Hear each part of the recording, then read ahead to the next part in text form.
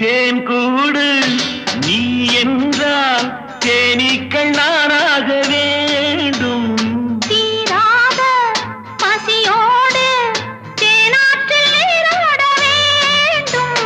தேன் கூடு நீ என்றால் தேனீக்கள் நானாக வேண்டும். தீராத பசியோடு தேனாற்றில் நீராட வேண்டும். நான் ஒன்று நீ ஒன்று நாம் ஒன்று தான் என்று ஒன்றோடு ஒன்றான சொந்தம். இன்றோடு தீராத இன்பம். லில்லி மலருக்கு கொண்டாட்டம். உன்னை பார்த்ததிலே செர்ரி பழத்துக்கு கொண்டாட்டம்.